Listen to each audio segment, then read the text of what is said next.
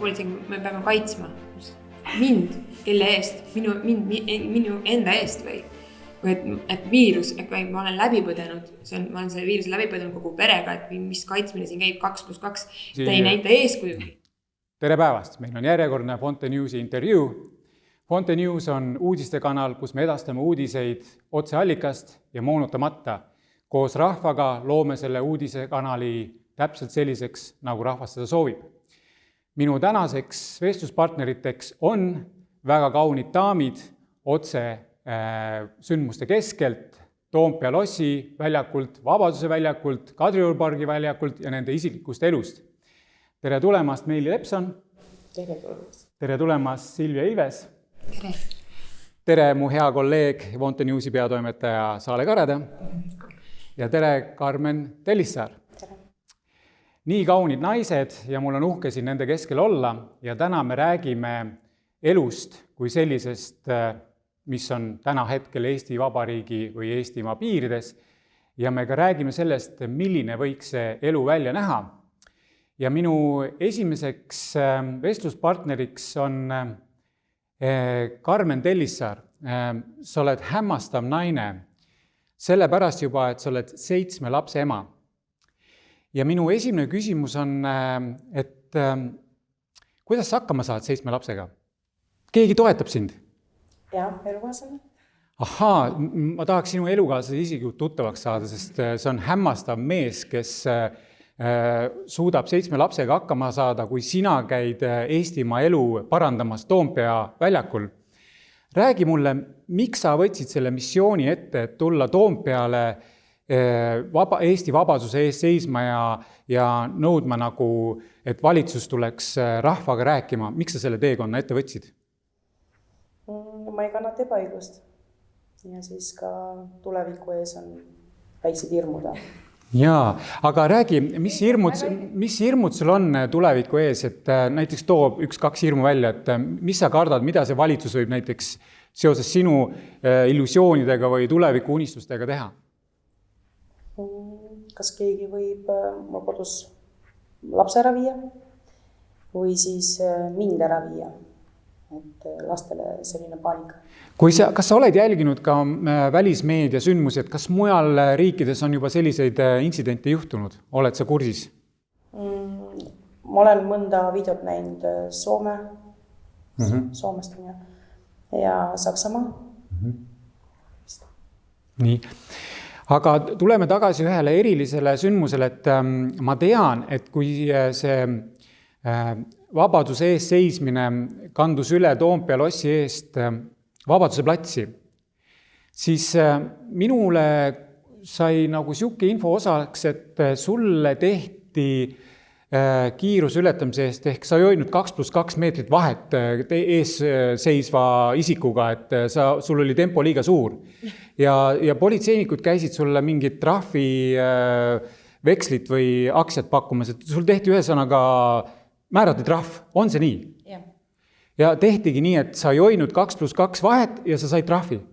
Kas nad selgitasid ka, miks just sulle tehti, miks ei tehtud teistele 100 isikule selle eest? Ei selgitatud. Kuidas see protsess välja nägi? Räägin siis täitsa algusest. Räägi, jah.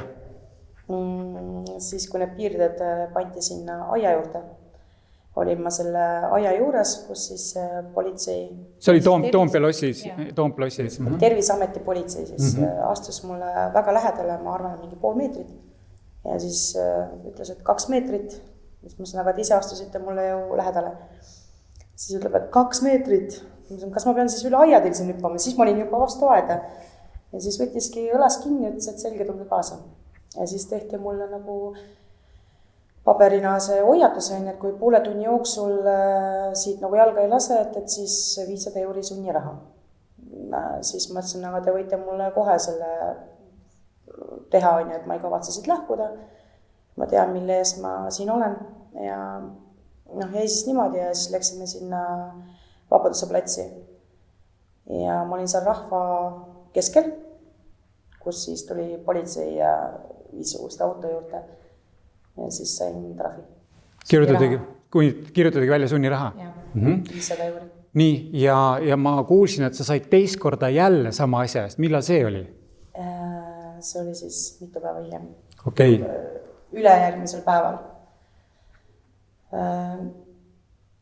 Meid oli seal aias 60-70. See oli nüüd Toompeal uuesti, jah? Jah.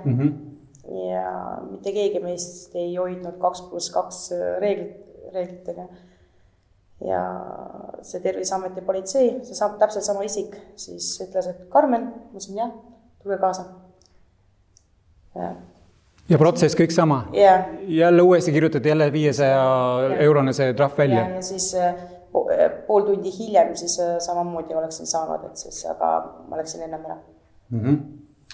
Ühesõnaga, sulle on siis antud politseiameti poolt siis 2 trahvi. Oled sa need ära maksnud? Ei. Kavatsed sa maksa neid? Ei. Selge. Väga hea, Karmen, aga kas sa oskad nüüd lühidalt öelda, et mis edasi saab? Seisad sa seal edasi? Mille eest sa nüüd seisad seal edasi? Sest et paistab, et valitsus teeb ikka seda, mida ta tahab ja rahvast ei kuula, et kas sa oled oma sihti nüüd muutnud? Ei, täpselt sama asjast. Ja see on konkreetselt? Laste pärast. On nagu eesotsas loomulikult.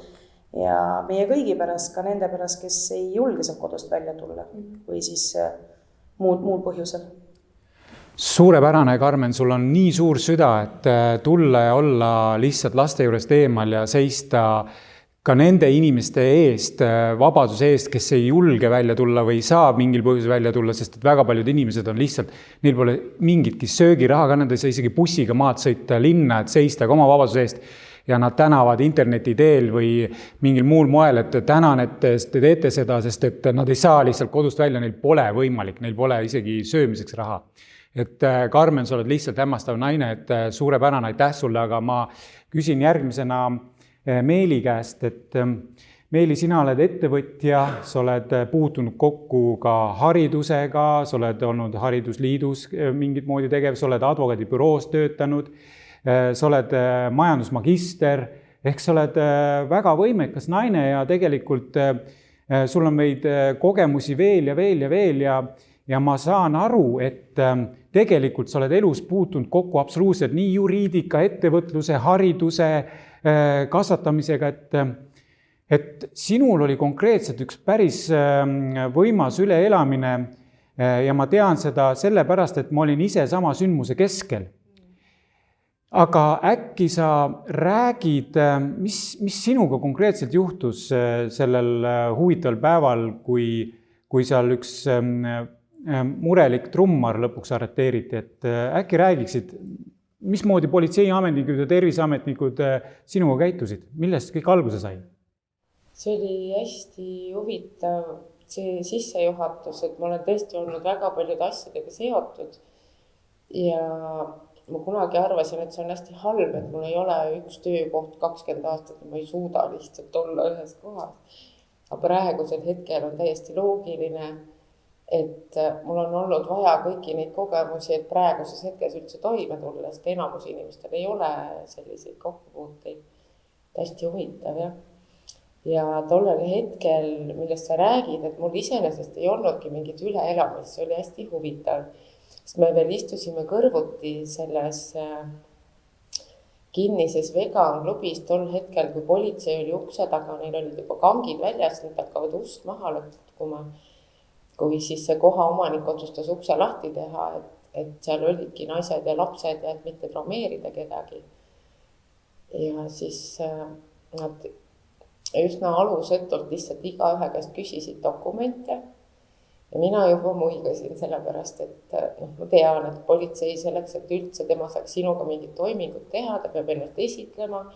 See on ju seadustega kõik paika pandud, et see päris niimoodi ei ole, et jõupositsioonilt, et sa pead ja kõik, et sellel kõigel peab mingi alus olema. Ja ma lihtsalt tundsin, et ma ei saa olla vait, et see oli väga huvitav ja siis küsisin, et millise seaduse punkti järgi te praegu üldse nõuate dokumenti. Ja ta luges mulle, tegelikult ta ei lugenud, ta ütles, et korrakaitseseadus ja nii on. See nii, et ma tahaks ikka seda paragrahvi ka teada. Ja see on väga huvitav, see on videos ja salvastatud. Et ühel juhul seal laua juures isegi üks naispolitseinik võttiski internetist, otsis selle korrakaitseseaduse, luges meil ette. ja seal ei ole sellist punkti, et kui sa oled mööda mineja või et sa ei ole midagi valesti teinud, et kellelgi oleks üldse õigus su käest midagi küsida. Ja pärast õues, see eskaleerus, see sündmus seal õues, üks politseinik ütles kaamerasse, et meil on kõik seadused on internetis, me ei pea neid teadma. Ja tagantjärgi on nagu eriti huvitav seda videot ja see lõppes sellega, et ma andsin neile oma nime ja sünniaja, ütlesin ka, et see on ka ebaseaduslik, et ma saan seda ka veel vaidlustada. Sest mis on huvitav praegu kõikidel nendel sündmustel, nad tulevad, ütlevad, et nad tahavad isikut tuvastada. Aga isiku tuvastamine on see, et ta peaks kontrollima, et kas minu nüüd see liidekaardi peal see inimene ja mina lähen kokku. See on tuvastamine. Aga kui nad juba hakkavad neid nimesid üles kirjutama, kuskile edastama, need on mingid uued toimingud, seda peaks keegi protokollima, mida ei tehta. Ehk siis sellest oma isiklikust kogemusest ma läksin nagu nii kaugele, ma nägin, nad läksid kõik närvi, mul oli ümber üks 10 eriväelast, ma ei tea, mis inimest. Ja neil ei olnud kellelgi nagu ühtegi seaduse punkti, mitte midagi, umbes niimoodi, et nad tulevad jõuga peale, et sa pead. Ma ei pea, ma olen vabal inimene, vabal maal. Siin kehtivad seadused, ma ei pea mitte midagi tegema. Ja ma nägin, et nemad on sellest rohkem üllatunud kui mina. Et mina nagu, jah, mul ei olnud see niisugune üleelamine, aga samas, et see sõbranna, kes hoidis mul veel käest kinni, filmis seda kogu aeg, et nad teda proovisid ära sealt kangutada ja kuidagi, et ta ei filmiks ja et miks selliseid asju peab tegema ühes siis demokraatlikus riigis, ma ei saa aru. Ja ma nägin seda sündmust ise absoluutselt kõike pealt, ma filmisin samuti, et ma olin nii ise kui klient seal kinnises vegan klubis, kui samuti seisin vabaduse eest, samuti olin ka Fonte Newsis, kui siis nimetatud, ütleme, et ajakirjanik sel hetkel, et saada ikkagi see tõene info otseallikast, et muu meedia siis ei moonutaks ja ei mõtleks midagi muud välja, et sina siis tegi midagi äkki ikkagi midagi ebaseaduslikku või keelatud. Tegelikult, ma kinnitangi inimestele, et me istusime lihtsalt rahumeelselt kinnises klubis ja ajasime tööjutte, samaaegselt oli seal muud seal esitlused, asjad, et see oli absoluutselt kõigile inimestele seal täiesti šokk. Aga see selleks, mis sina arvad, kas me saame nagu sellises situatsioonis nagu öeldagi, et politseinikud on pahad ja nad nagu, nad on nagu teises maailmas, et või seal on midagi võimalus päästa või mis sina arvad politseinike käitumisest? No ütleme niimoodi, et mul on lapsed praegu on 16 ja 18. Ma olen nende peal näinud, mis toimub nüüd meie selles põhihariduses või üldse siin Eestis. Ja ma olen ise lõpetanud Tehnikaülikooli majandusmagistri, ma tean, mis toimub ülikoolides. Ma olen olnud TTÜ nõukogu liige 2 aastat. Ma olen näinud, kuidas rahastatakse grante, see tuleb hästi paljudele uudisena, et ütleme siis nii, et need ravimifirmade müügijutt ei ole teadus. Ja kõik teadus, mis on seal taga, on tehtud niimoodi, et see sama ravimifirma ongi andnud kas ülikoolile või otse teadlastele mingi granti. Grant on siis selline rahastus, meil on vaja teha selline uuring, sellel peab olema selline tulemus. Eks ole.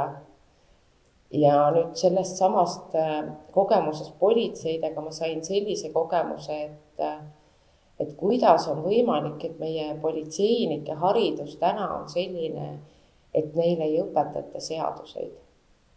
Neil on uhked vormid, nendel on uhked autod, nendel on kuidagi antud see info, nii nagu arstid arvavad, et ma olen ju ülikoolis õppinud, mina tean. Nemad on tulnud seal politseikoolis samamoodi, et oi, aga ma olen politsei, mina tean.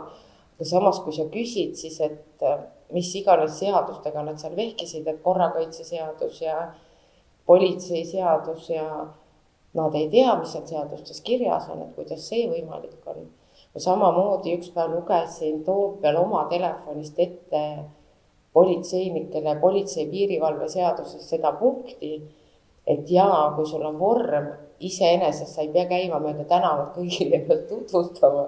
Aga kui keegi küsib, et vabandage, kes see tahab minuga praegu toimingut teha, et siis tal on kohustus ennast tuvastada. Nad ei olnud seda kuulnud. Ehk siis ma saan aru, et see politseiharidus on vaja täiesti ringi teha.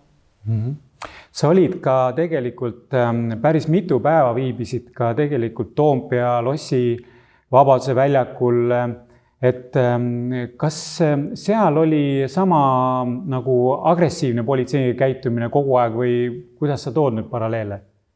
See oli väga huvitav, kas esimene 10 päeva meil oli seal 3-4 politseinikud, kes hoidsid isegi ruumi, me käisime, pakkusime neile vahepeal süüa, nad vastu ei võtnud küll, aga et oli nagu väga sõbralik ja te olete kõik seal olnud, et seal ei ole ühtegi agressiivset inimest. Esimesel päeval vist oli üks inimene midagi hõikunud, nad proovis manipuleerida seal, et eskaleeruks midagi. Meil on sellest inimesest ka pilt olemas, me teame, kes ta on, et see ei olnud meie inimene, eks ole. See oli täiesti asjatuse politsei vägivald ja sekkumine ja lisaks see info, mis nüüd on juurde tulnud, et vist kolmapäeval juba politseijuhid ütlesid, et me lähme nüüd koerte ja erivägedega. Ja siis meie ministrid ütlesid, et ei ära mine, mul on vaja siin mingi üks asi homme veel läbi lükata, et tehke seda üle homme. Ja siis ma ütlen pärast neile, et mina ei teadnud midagi. Et see lihtsalt mul ei ole sõnu. Tänan Meeli, et me pärast liigume selle teema juurde mingit suunda moodi tagasi, aga Saale, sina minu kolleegina ja Fontenewsi juhina ja Vabaduse eest seisja, sina oled tegelikult 2014 või 2015 algatanud siis uue ühiskonna konverentsid ja tegelikult sa oled seda ettevalmistustööd teinud juba mitu aastat. Ja ma tean, et me olime jälle koos ühes situatsioonis, kus ka sina said tunda siis meie ametnike professionaalsust ja käitumist, et tahad sa meiega nüüd jagada seda, et oma vaatevinklist, et mis tunne oli, kui eriüksused mürraki sisse marssisid ja hakkasid siis nõudma, et palun jaga seda oma kogemust. Meeleldi. Kõigepealt see algas muidugi sellega, et natuke tuletas meelde mõnda mälulefilmi, kus ilmuvad bandiidid ukse taha.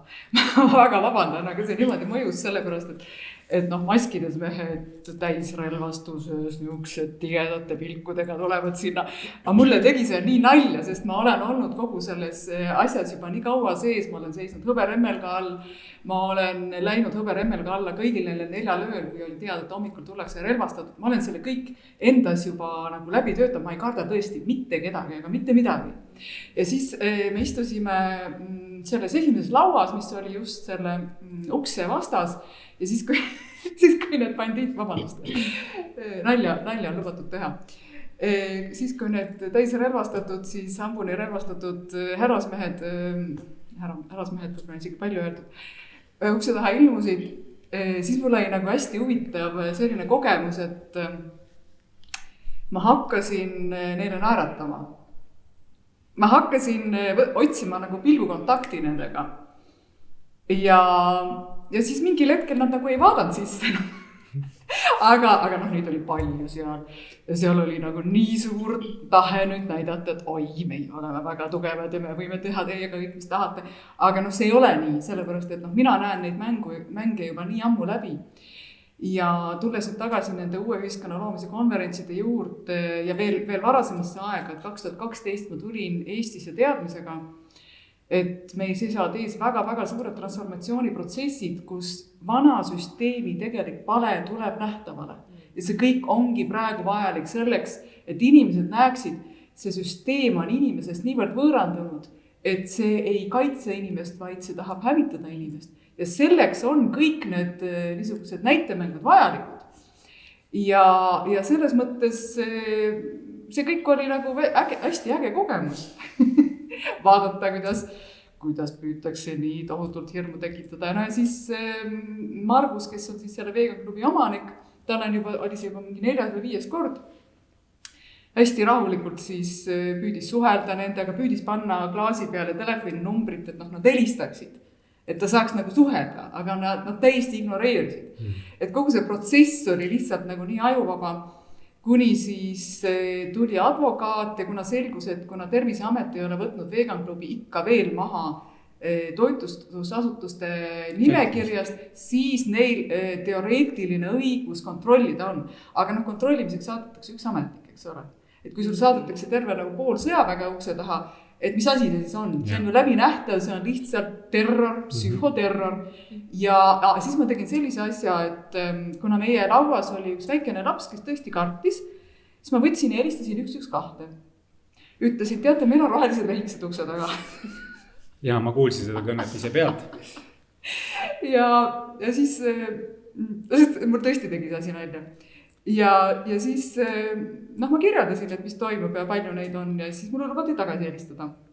Muidugi sel hetkel ei helistatud ja siis nad tulid sisse ja toimus tavapärane nagu ikka toimub. Aga järgmisel päeval mulle helistati tagasi politseist. Alles järgmisel päeval? Alles järgmisel päeval. Ja juhtus olema väga sümpaatne uurija, kellega ma kasutasin võimalust, et küsida ära kõik need küsimused, mis olid nüüd selle viimase 10 päeva jooksul üles kerkinud. Ja samal päeval ma pärast nägin Varro Vooglaid oli just saatnud 7-punktilise kirja politseile. Ja kuna ma teadsin, et kõik ju lindistatakse, see kõik läheb kuskile ülekuulamisele, siis ma küsisin kõiki küsimusi. Loomulikult see meeldiv uurija härra ei saanud mulle kõigele vastata, aga ühele asjale ta vastas mul küll, et kui Terviseametnik tuleb inimese käest küsima midagi, siis tal on kohustus ennast kõigepealt tutvustada. Aga mida me nägime 11. aprillil Vabaduse platsil, üks Terviseametnik teatas, et tema on Terviseamet ja kõik. Ja. Nii et ma sain politseist kinnituse, et Terviseametnik peab ennast tutvustama. See tähendab seda, et kui me vaatame neid inimesi, kes töötavad politseis ja erinevates jõustruktuurides, siis väga paljud on ikkagi mõtlevad ja hingega inimesed, kes on pandud tegema mingeid tegusid. Ja meie ülesanne on tegelikult nagu luua südamekommunikatsioon kõigi inimestega, kellega nagu vähegi on võimalik luua seda kommunikatsiooni. Sest see praegune olukord on nagu nii drastiliselt toonud esile selle, et siit ei ole edasi minekut. Vana süsteem on nagu täiega vastu seina sõitnud sodiks. Ja see kõik lihtsalt on praegu šokk, mida inimesed on näinud ja kuidas see kõik nüüd laguneb. Aga meie ülesanne on tulla nagu sellest rahulikult välja, raputada ennast puhtaks ja luua midagi palju inimlikumat ja luua koostöös teiste inimestega südamest lähtuvalt, südametunnistuse alusel ja koostöös loodusega ja luuagi hoopis teistsugune reaalsus. Ja see vaadata seda, kui see on nagu nii äge, et tegelikult ma kirjutasin paar päeva enne seda Fontes ka, et mis iganes sündmused meile nagu ette juhtuvad, et vaadake seda selle pilluga, nagu te oleksite sattunud mingi mälulifilmi võtetele. Et see lihtsalt on nii naljakas. Ja siis kirjutage ise stsenaarium nagu enda jaoks. Ja valige oma roll ja nagu täie naudinguga siis tooge sinna mälulifilmi mingisugune pööre. Ja seda pööret me kõik oleme siin koos tegemas. Sest ilma selleta, et see tuleks nagu nii tugevalt välja, et see süsteem ei ole inimesed eelistuses. Ilma selleta väga paljud inimesed ei ole veel valmis olnud tulema oma mugavustsoonist välja ja hakkama mõtlema, et aga järsku võiks seda elu hoopis teistmoodi korraldada. Ja Saale, ma olen sinuga täiesti nõus, sellepärast me koos ka töötame. Et tegelikult need politseinikud on täiesti meiesugused inimesed ja meie oma suure südame ja hingega lihtsalt me püüame neid äratada ja panema neid südame järgi otsuseid tegema, mitte tõesti tuimalt kellegi käske ja korraldusi täitma. Aga ma Saale pärast tulen sinu juurde tagasi. Nüüd Silvia Ilves, sina oled sa oled väga võimas naine, uskumatult võimas naine, tulla lastega samuti oma vabaduse, laste turvalisuse eest seisma ka Vabaduse platsi, Toompea lossi juurde. Ja mis on kõige tähtsam, et Saale, sina oled muusikateadlane, Silvia, sina oled tšellist, uskumatult hästi mängid, et tegelikult muusika ja heli on tegelikult läbi ajal olnud see, et heliga ravitakse inimesi, heli teeb imelisi asju, heliga isegi on võimalus kaitsta pahade eest ennast ja sa tulidki lihtsalt vabaduse eest seisma ja mängima ilusaid helisid, mis rahustaks ka tegelikult need külma ja tuima näoga politseiametnikud seal maha, et tegelikult on kõik väga hästi ju. Ja sa tulid see tšelloga sinna mängima lugu ja mis praegu on ka siis muu meedia keema ajanud, see situatsioon, kus siis Vabaduse platsil sa mängisid Eesti hümni ja siin selle hümni mängimise ajal tahtsid politseiametnikud ära viia. Selle eest lihtsalt tulid, mängisid pilli, Eesti hümni veel kusjuures. Palun, kas sa suudad praegu rahulikult veel rääkida seda emotsiooni, neid tunned, mis sul tekkis siis, kui sa oled pilliga üksi seal trepi astme peal ja sul on rivi rohelisi, siniseid relvastatud mehi ümber? Neid relvastatud mehi ei olnud enne, kui nad olid seal kinni võtmas seda ühte inimest ja rahvas oli mujal, kui mina mängima hakkasin. Meeli palus minul hakata muusikat tegema, et seda kuidagi meeleolu natukenegi kuidagi sellele kõigele kuidagi mingisugust helgust tuua. Ja no, mina alguses hakkasin mängima Johann Sebastian Bachi. Ja see on selline muusika, mis on selline ilus ja tore, aga muidugi ma nägin, mis seal toimus, ma vahetasin taktikat. Siis ma mõtlesin, et no vaat see on Eesti riik, Eesti hümn. Et ma tundsin, et kui miski kaitses Eesti hümn, mina võtan seda kui kaitset. Ma ei esitanud seda selleks, nagu päris paljud arvavad, et ma käitusin Eesti riigi vastaselt. Et seda ma tean, et ma ei käitunud Eesti riigi vastaselt. Eesti hümni esitamiseks ei ole minu teada vaja luba, et seda kuskil esitada. Jaa, Eesti hümni võib nii nagu meie isa palvet või oleks võinud vabalt hakata lugema siis, eks ole. Aga mina tundsin, et see Eesti hümni mängimine annab rahvale kuidagi sellist toetust. Ma tahtsin seda, see oli lihtsalt see hetk emotsioon ning see, et politseinikud hakkasid tulema minu poole, kuulsid muusikat. Uus inimene, keda kinni võtta. Ma panin lapsed, ma ei teadnud, et politseid hakkavad ründma, ma panin lapsed, et seal eemal ilusti olemas. Aga muidugi rahvas hakkas kogunema, sest ta arvati, et nüüd hakkab politsei mind ründama ja see on loomulik reaktsioon. Et ma olen rääkinud sellest ka oma väga targa isaga, minu isal on 8 tütart. Et ta on väga elu näinud ja tema on selline keevaline olnud kunagi nooruses, praegu on rahulik, aga mõistab mind. Aga tema on ka tulnud välja, et kuskil seal on olnud juhtumid, kus ongi, et USAs võetakse keegi kinni, aga see kinni võetav hakkab laulma USA hümni. See politseinik võtab mütsi peast ja kuuleb lõpuni ja siis tegutseb edasi. Et see oli selle kinni veetava selline kaitserefleks, seda hümni austatakse. Aga ma tooks ka sellise momendi välja, et mul 2 kõige vanema poja isa töötab ka relvastatud üksuses. Ja ma ei ole inimene, kes politsei, kui töötegijaid vihkab. Ma saan aru, nad täidavad käske, kõigil on pere, keda toita. Minu läbisaamine, hea läbisaamine laste isaga, kes seal relvastatud üksuses töötab, kes ka ütles sealt samal päeval, et ei ole välistatud, et ma pean ka sinu kohale tulema. Ma mõtlesin, kas siis tõesti minu laste isa tuleb mind kinni navima. Et me saame endiselt hästi läbi. Midagi pole selles osas muutunud. Mina tean, et ta teeb oma tööd, aga siin ongi see osa, et mille nimel me siis oma tööd teeme, et politsei on ju tegelikult riigi kaitseks loodud, et kas nüüd seda kõike juhib nüüd inimese südametunnistus või on siin mingid muud asjad mängus, miks need kõik asjad peavad toimuma, miks need toimusid. Ja mõnes mõttes oli see sündmus ju justkui vajalik, et näidata, et tegelikult see ongi see, mille vastu, see, mis seal juhtus, ongi just see, mille vastu rahvas protesteeris. Jah, väga hästi ütlesid praegu, et tegelikult need ametnikud ja valitsuse käitumine tegelikult ongi viinud rahva täpselt sellesse kohta, kus täna on. Toompeal Vabaduse väljakul on rahulolematud, sest et nad on surutudki nurka ja rahvas nüüd väljendugi, valitsus ja ametnikud, hakake meid kuulama. Palun kuulake, mis meil ka on öelda. Mitte ei ole see, et ühes suunas on informatsioon, eks ole. Aga tuleme sinu juurde selle situatsiooni juurde tagasi.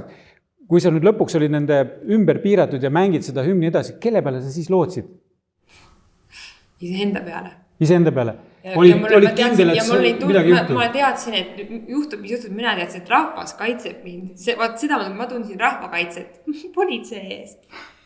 Vot näed, kuhu on tegelikult meie elus ühiskond liikunud, et kui politseinikud on loodud rahvast kaitsma, aitama, suunama, siis antud juhul niimoodi, et politsei ründab meie rahvast ja rahvas peab iseennast kaitsma nüüd politseinike eest.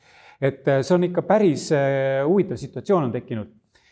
Kas sa oskad, Silja, öelda, et kui sa käisid ka Toompea lossi ees mängimas, ma tean, ma nägin sind isiklikult ka seal mängimas, et oli seal siis mingit sellist situatsiooni, et oli põhjust valitsusel teha see otsus, et tuua märulipolitsei kõik täisüksus välja? See on selline huvitav küsimus, et ma ei saa siiamaani aru, et miks võis rahvas rahumeelselt, tohutud rahvameelselt võisid meelt avaldada Toompeal, ma võisin seal rahulikult pilli mängida. Politseid ju kõiki nägid seal, need 3-4, kes seal olid, ja siis üks hetk järsku sai vist kellelgi villand või hakkas hirm kellel. Või tuli kuskilt käsk? Kuskilt tuli käsk ja siis ja ma mõtlengi, et seal, kui ma seal pillimängu lõpetasin, ma praegu mõtlen, et kui ma oleksin jätkanud pillimängu, mis siis oleks saanud? Et ma ütlesin, aga mina mõtlesin, et ma mängin selle hümni ära, okei, ma panen pillikotti, sest et ma sain selle tehtud. Aga seal juures ma mõtlen, et politseid kui inimesed, ma püüdsin saada kontakti, kui ma mängisin. Kui ma mängisin seda hümni, ma vaatasin politseile otsa. Politsei selle peale pani. Käed risti. Et millal lõpetad, eks ole? Ma tahtsin terviga 3 osa on Eesti hümni. Muidugi ütles politseiga, proua Elis, palun lõpetage. Ma ei tea, kus ta mu nime teadis, sest mina tahtsin olla tegelikult üks rahva seast. Aga mul mingid ma siin päikseprillid ka eest, et parem mängida oleks parem ja päikseprillid, et ei oleks see, et ma nüüd kaitsen ennast, et ma ei julge vaadata otsa, ma just selle pärast võtsin ära. Samal ajal muidugi need politseinikud on ju kõik niimoodi, ainult silmad on näha. Et ma saan aru, see on sellest, et nad teevad just kui, see näitab seda, nad teevad ju räppast tööd siis tegelikult selles osas. Et nad varjavad ennast, et see on nagu... Et see on nende kaitse, aga mis on minu kaitse? Ja kelle eest nad kaitsis, nad ütlesid, mulle ütles politsei, me peame kaitsma mind, kelle eest, minu enda eest või et viirus, ma olen läbi põdenud, ma olen selle viiruse läbi põdenud kogu perega, et mis kaitsmine siin käib 2+2, ta ei näita eeskujugi. Kui see ongi, et näitaks seda, et nemad seda tohutult järgivad, aga neil oli seal üritusel ju, nad lausa tegi hanereas käisid seal niimoodi, nagu käisid rahva vahel, et provotseerida. Mina näen seda ainult provotseeringuna, et rahvas oli üldiselt rahumeelne ja siis muidugi rahvas ju muutub elavamaks ja kuidas ma ütlen, hakkab võtma kaitsvaid seisukohti, kui politsei hakkab ründama. Ja ega tegelikult sa oled vähekas naine, nagu kõik siin kenad daamid on vähekad, sest et nad julgevad öelda, julgevad armust avaldada, julgevad oma laste turvalisuse eest, iseenda vabaduse eest seista. Mul on nii suur respekt teie suhtes, sest et armsad minu äripartnerid ja sõbrad, kes te kodus istute ja väristate kätt, ja ma pole teid näinud veel vabaduses seismas ja te olete vait kui sukad ja ei võta sõna ettevõtjate kaitsekski, te teete oma äri edasi, siis teil on väga hästi. Et tegelikult asjad ei ole päris hästi, et ma soovin, et te ka hakkaksite seisma meie kõigi eest, nagu Karmen tuleb välja, seisab oma 7 lapse turvalisuse eest ja nende inimeste eest, kes ei julge välja tulles, neil pole võimalik välja tulles, neil pole ettevõtted, neil pole tööd, neil pole mitte midagi.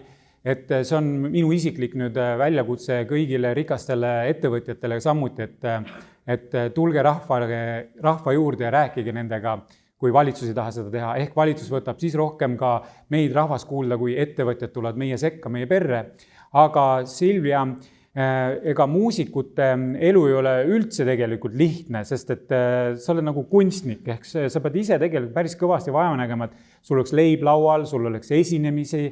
Ja nüüd mina olen aru saanud nii, et sind on muu meedia päris kõvasti on sulle liiga tehtud. Mina kui inimesena, mul on ka 4 last ja 2 lapselast ja ma olen ettevõtja olnud 30 aastat ja mina sõna otseses mõttes ma olen näinud, et sulle on konkreetselt päris palju liiga tehtud sinu tööandjate, muude meediakanalite poolt. Et tegelikult räägi nüüd see leping selle ERSO-ga ära, et kas ikka oli nii, et sul öeldi nüüd leping ülesse või seal oli tegelikult, mis see tõde tegelikult on, räägime nüüd tõest. Alustame sealt pihta, et neid uudiseid tegi inimene, kellel pole pere, kes on psüühiliselt ebastabiilne isiksus ja kes tegelikult igatseb armastuse järele. Kui see kõik välja tuli, see üks peavalu, ma ei tea, see kollase ajakirjanduse ajakirjanik, nime ma vist ei ole vaja. Ma sain aru, et kui ma hakkasin sellest justkui lärmi vastu seisma, et ühel on õigus, ühel on volitus Eesti rahvale pritsida valet ja mina üksiku isikuna, Islandi inimesena mul ei ole sellist kogu Eesti üle paisatavat võimed, et ütlen vastu. Ma lihtsalt oma kontol ütlen, et miks te seda teete, see on ju vale. Et tema kajastas, ta sai teada, et mul jäi kontsertuur jääb ära elukaaslasega, sest ma käisin meelt avaldamas ja tegutsesin sellega riigivastaselt. ja sealt võttis kinni see ajakirjanik ja võttis ühendust selle kontserdi korraldajaga. Kontserdi korraldaja ütles, et see on Silvia probleem, et tema niimoodi arvab. Seetõttu muidugi minu keevaline ebaõiguse eest seismine. Ma pidin need kuuatõmmised avalikustama, kus ta selgelt ütleb nii. Aga kahju on tehtud, see ajakirjanik ütles, et Silvia Ilves valetab seisukohas selles osas, et need kontsertid, mis pidid üle Eesti, publik jääb kontsertidest ilma, ega nemad ei tõenäoliselt võib-olla ei mõtle, et mis seisukohad mul on, muusika loeb seal kohal, miks peaks poliitilised vaated üldse või isiklikud eluvaated olema seotud muusikaga. Nii nõnda nagu ma räägin, et kunagi seal nõukogude ajal Šostakovitš, see helilooja pidi, ta nägi, mis toimub, riik tegutses rahva-aastaselt, aga et selleks, et ellu jääda Venemaal, ta pidi vabandama avalikult riigi ja kõikide inimeste ees, et ta on eksinud.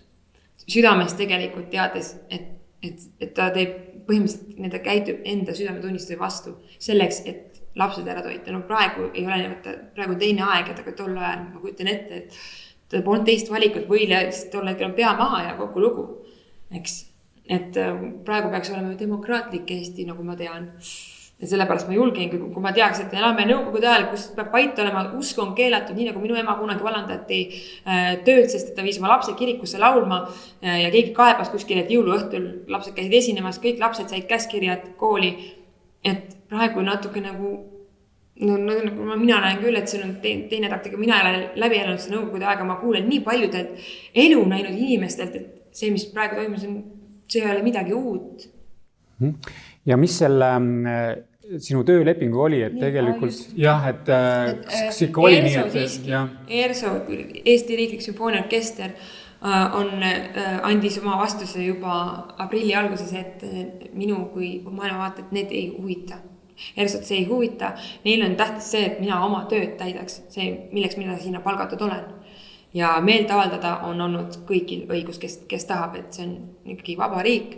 Ja sellega vist ajakirjanik ei nõustunud, ta ei saanud sellest piisavalt ja tõenäoliselt võib-olla kuskilt orkestrandilt võib-olla küsites kuskilt, ma ei tea, kes keda kuskilt tunneb ning sai teada, et jah, meil ei meeldi, mida Silvia teeb. Muidugi neid on.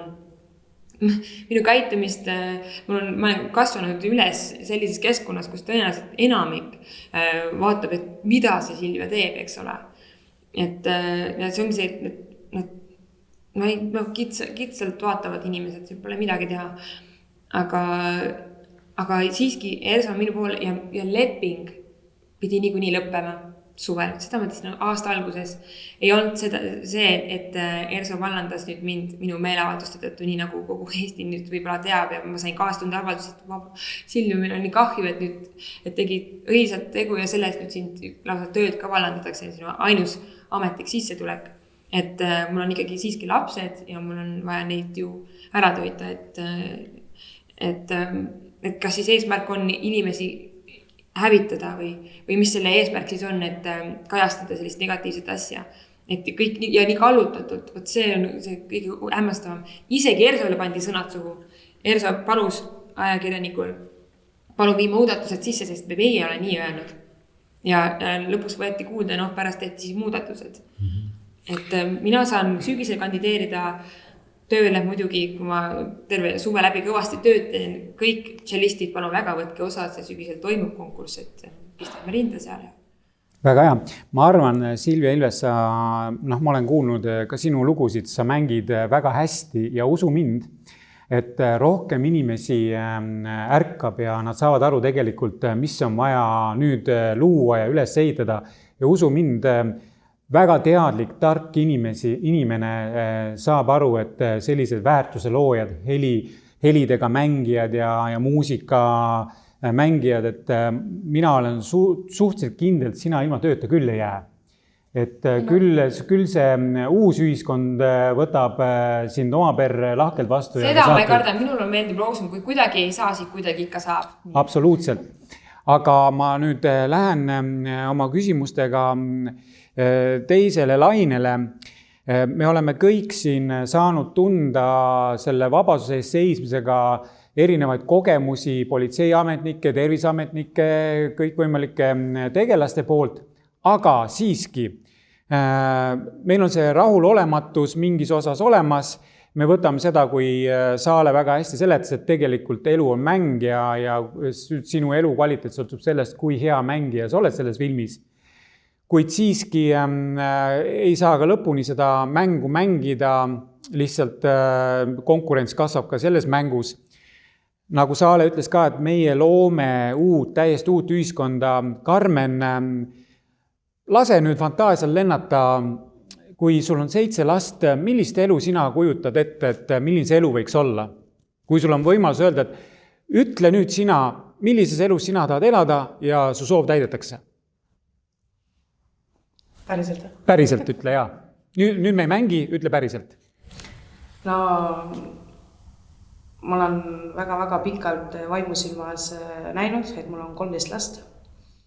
Ja et ma olen väga oma vana-vanaema moodi, siukene lüike, paksuke, kes õue kutsub lapsi toidule sööma, rätt peas, seelik on kõhu peal ja kusjuures suveti ma siuke välja näen ka, et naabrid vaatavad, et me oleme veitrikud, aga me ei tee sellest üldse välja. Mina tahan luua seda nostalgiat, et mitte väga olla selles tänapäeva maailmas. Et lastel oleks see õige lapsepõlv, et kui ümberringi naabrid näiteks ei luba oma lastel porisilmaga väljas ringi joosta, siis mina ütlen, et kõik paljaks ja lähme aine. Just. Ja. Et sinu unistuste elu ongi see, et põhimõtteliselt lapsed kasvavadki täpselt nii, nagu nad kasvavad, ei ole piiranguid, ongi vabad, sest neil on nagu õigus olla inimene täpselt selles keskkonnas sellel ajahetkel, nagu on see võimalik. Ja teine asi, kui muidu surutakse, olen ma enda ümber nagu tajunud, et kui muidu surutakse last kuidagi maha, et laps peab väga-väga sõnakuulelik olema ja endast vanemaid austama ja alluma, siis jah, mingil määral küll on ja, et see aukartus võiks nagu olla. Aga kui meile, lastele ja ka meile ja koolis ei õpetata meie õigusi ja seadusi, siis praegu me saaksime seda ise oma lastele nagu teha, et mina praegu õpetan lastele põhiõigusseadust ja julgustan neid seisma enda eest. Väga super, Karmen, sa oled lihtsalt hämmastav naine. 13 last on sinu unistus. Mina tahaks seda küll näha ja ma tahaks tulla... Minu unistus oli 8 last ja ma mõtlesin, et ma olen kõik ütleb, mida Silvia, hull? Ja siin on veel hullem. Väga äge. Aitäh sulle, Karmen. Meeli, sama küsimus sulle, et kui nüüd pakutakse ka sulle võimalus, et nüüd on sul valida, millises ühiskonnas sa elada tahad, siis milline see sinu kujutluspildi järgi võiks välja näha? Tegelikult nii lihtne ja nii keeruline. Ma olen praegu ka Toompeal käinud niimoodi, et mu ema ja isa käivad Toompeal. Meil on olnud ka selliseid päevi, kus ema helistab, küsib, kus sa oled, kas sa teed poppi. Et väga põnev. Aga minu ema nüüd on 68, isa saab 70 see aasta. Nemad ei võta kumbki ühtegi ravimit näiteks. et see võiks olla üks asi, mis on uues ühiskonnas, et me ei ole haiged. Me teeme ka teistele nüüd selgeks selle, kuidas saab lihtsalt valida terve olla ja siis me lihtsalt oleme terved. Et see on üks väga suur asi, mis on mul hingelähedane. Aga kõik jah, alates haridusest meil on vaja kõik asjad ümber korraldada. Lasteaiast saadik. Kas te kujutate ette, kui meile kõigil oleks lasteaias öeldud, et sinu ainuke eluülesanne on olla nii õnnelik, nagu sa oskad. See oleks fantastiline. Ja hakka nüüd pihta. Soovin ka lisada korra, et mida veel lastele nagu sisse süstida on skeptilisust. Et mitte kõike tõe pähe võtta, mida koolis õpetatakse. Ka selle koha pealt julgustan lapsi nagu, et käi küll selle süsteemiga kaasas, et õpidki seda, mida koolis õpetatakse, kontrolltöö, teedki nii, aga et sa teaksid, et see ei pruugi olla tõsi, et sa õpid nagu kahte maailma. Okei, Meeli, väga tore. See jah, et tegelikult meil võiks ju uues ühiskonnas olla ju haiglate tasemel tervisekeskused. Et me nagu haiglad toodavad täna haigeid, siis uues ühiskonnas võiks olla niimoodi, et tervisekeskuses on terved inimesed, käivad lihtsalt veel saamas nagu energeetiliselt tõstmist, et kuidas saaks veel tugevam ja veel tervem olla ja eladagi, kui kunagi elati siin väga kaua aega ja on kuskilt ajaloost on tulnud info välja, et naised hakkasid alles sünnitama 80-aastaselt. Et alles siis hakkas elu pihta. Ja. Aga Silvia, nüüd sammuti sama küsimus, et kui nüüd antakse sulle vali oma lemmik ühiskond, kus siis on täpselt need asjad, mis sina tahaksid, milline see oleks? Ma siin toon nippet-täpet igalt poolt, see nii meeldis see mõte, et näed paljakse mudasse, et ei oleks, et mina tahan oma lastele seda sama looduslähedust pakkuda, et nina mullaseks ja et ei ole seda, et tuleb süsti, sest et mullast võib saada seda asja, eks ole.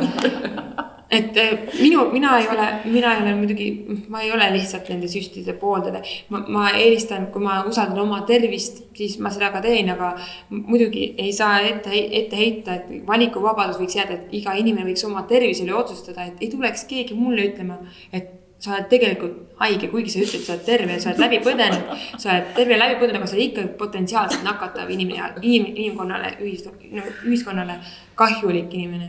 Et millal see siis ära lõpeb? Kes ütleb, et millal see nakatumise tõenäosus ära lõpeb? See viirus, see ei kaogi. Elada normaalselt ja haridus, samamoodi see kodus praegu kõik see, mis kogu see aeg on tekitanud, et kas kui me nüüd peaksime tõesti nõnda jätkama, et mina näen oma laste pealt, kuidas see hariduse saamine kodus ekraanidega, see ei ole see, nii nagu pillimängu õppe ei ole ekraanid see ikkagi. Kas me tahame, et muusika kõik kannatab, kõik kvaliteet hakkab kannatama selles osas, kõik, mis see piirangud on praegu tekitanud. Lapsel mäng, kaverimäng, õpetaja peaks näitama täpselt, kuidas teha. Ekraanist meil ei ole tehnilised vahendid sellised praegu, et võimaldaks kõikidele sellist asja. Ja tahaks, et inimesega kohtumine ei oleks kuritegu. Väga hea. Silvia, super, et tegelikult ma võtan lühidalt sinu väga hea jutu kokku, et sinu ühiskonnas on inimeste nimelt parim vaktsiin on sinu toidulaud, mis saad loodusest, mullast, isegi sellest lehmasõnnikust, eks ole, et see ei ole täpselt toitu, eks ole. Just, ja lapsed saaksid vabalt olla, inimestega kohtumine on pigem kohustus on inimestega kohtuda, mitte keeld, eks ole, et kommunikatsioon, et inimesed saaksid suhelda, õpiks kuulama, kuuleksid teineteist. Ei oleks digimaailmas see klammerdamise see ussitamist, et see on nii lihtne, et istub kodus ja ussitad, eks ole. Ma sanon, et kõik ei istu praegu kodus, aga et eriti loomeinimesed ei suuda olla niimoodi, et lihtsalt oled ja ootad paremaid aegu. Ma nägin kuskil seda naljakat karikatuurspindi, siga vaatab, ahi vaatab oma tulevikku. Väga hea, Silvia.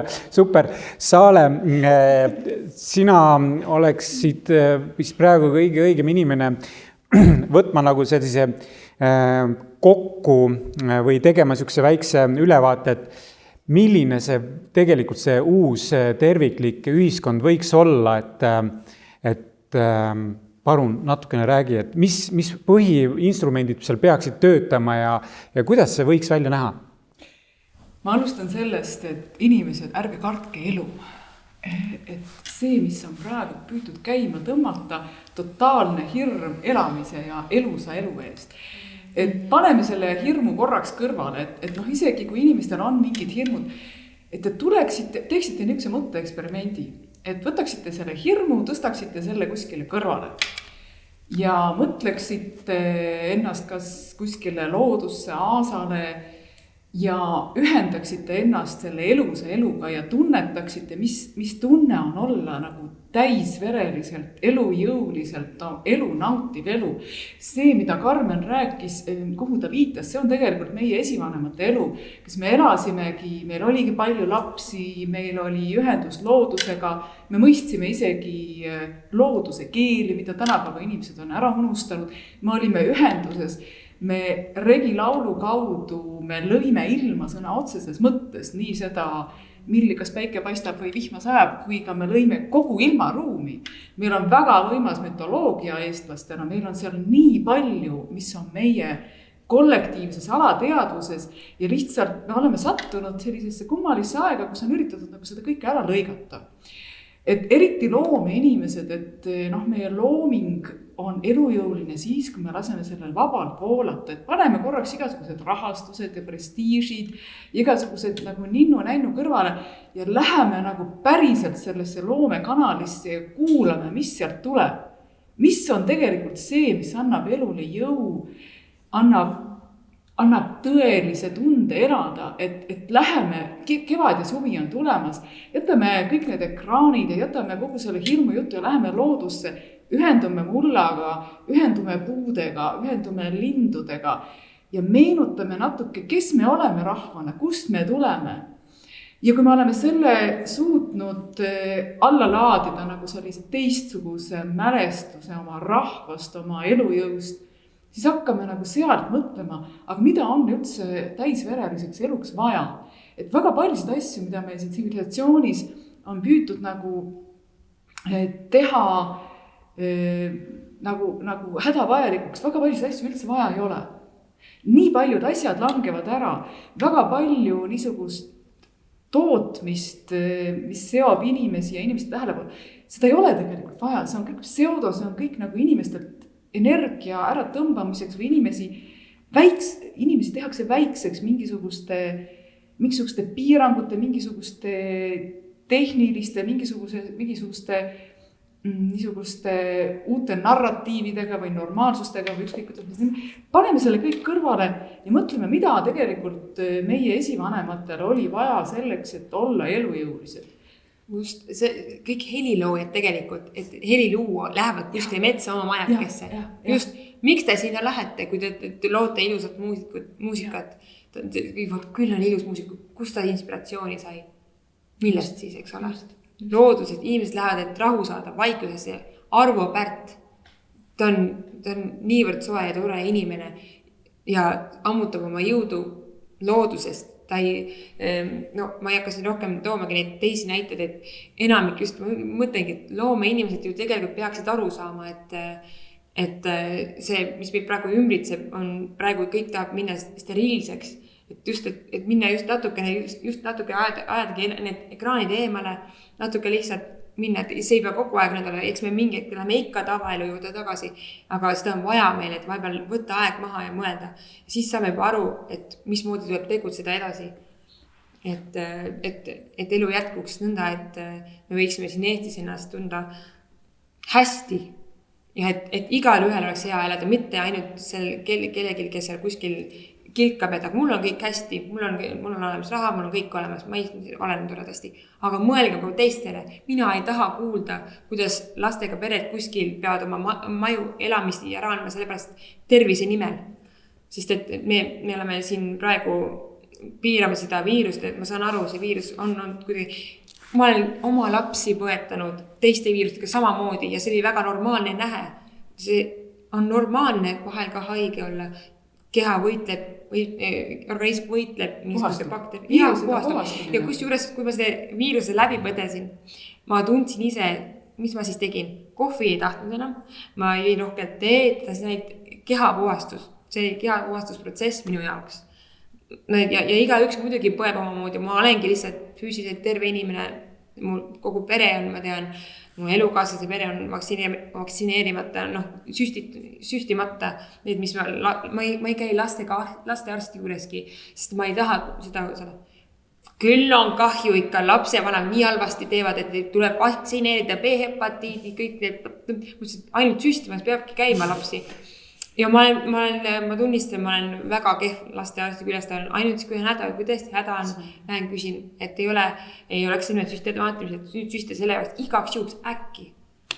Ja me oleme teinud oma inimestega tegelikult aastaid erinevaid projekte, näiteks 2018 me tegime Kirna tervisesuve, mille eesmärk oli inimesi harida, kuidas hoida ennast tervena ja kuidas aidata ennast ise loomulike vahenditega, kui on mingi terviseprobleem.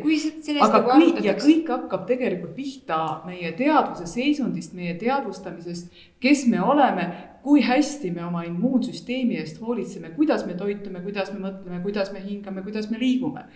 Ja kui me puhastame ennast, mida viirused on tulnud ka tegema, kui inimene on ikkagi mingit rämpstoitu ennast täis niimoodi söönud, siis mingil hetkel on vaja rämpsu kehast välja saada ja viirused on kehapuhastajad ja on alati olnud ja grippe on olnud väga hullusid ja keegi ei lugenud iga päev üles mingeid numbreid. Nii et see kõik on nagu elu loomulik osa, haigus on ka elu loomulik osa, aga kui me teadvustame, kes me oleme hingeliste olendite ja loojatena, millised on meie võimalused iseennast terveks mõelda, toitumise kaudu, liikumise kaudu, igakülgse puhastamise kaudu.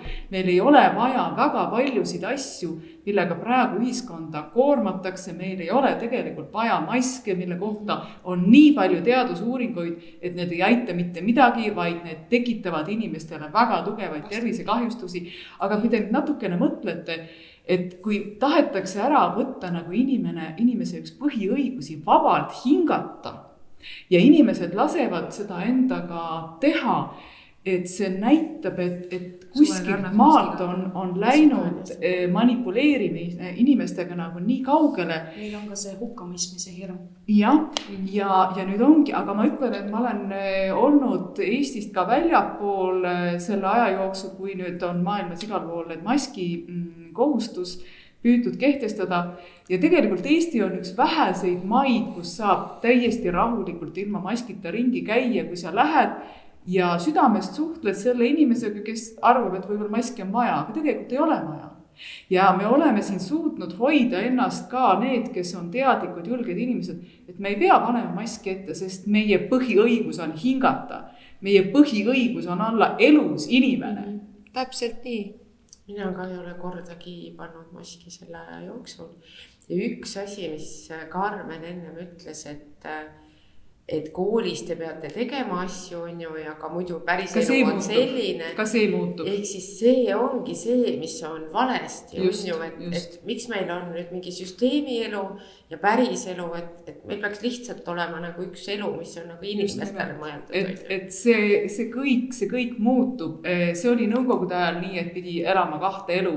Aga, ja nüüd on püütud seda uuesti kehtestada, aga me saame luua täiesti ja neid koole juba luuakse. Me loome uued koolid, me loome uued majandusvõrgustikud, me loome uued tervise taastamise ja hoidmise keskused.